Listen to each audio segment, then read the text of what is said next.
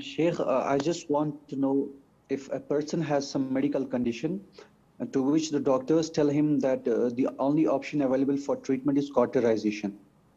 But the person does not want to cauterize because he wants to be among the 70,000 on the day of Yawm al-Qiyamah who will go to Jannah without accountability. So what the person does, he takes every other form available, like drinking Zamzam, doing Salaf Ruqya, uh, and making a dua. But he dies because of this medical condition, but he does not want to cauterize. Will this be considered as suicide? Barakallahu feekum. Ufikum barakallah. No, it's not suicide unless all doctors say that if you don't do this, you will die. Meaning that someone has continuous bleeding, as in the case of Sa'd ibn Mu'adh, for example.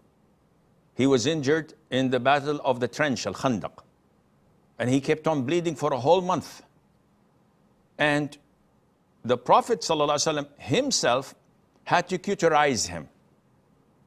And cauterization is done by getting a piece of metal, warming it until it's really hot, and then placing it on a certain place or on the wound so that it would stop the bleeding.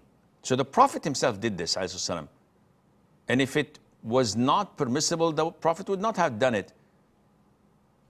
Also, the Prophet said to us, ﷺ, that one of the three forms of medication is cauterization. So this is part of the Islamic healing, though it is not recommended until it's the last option.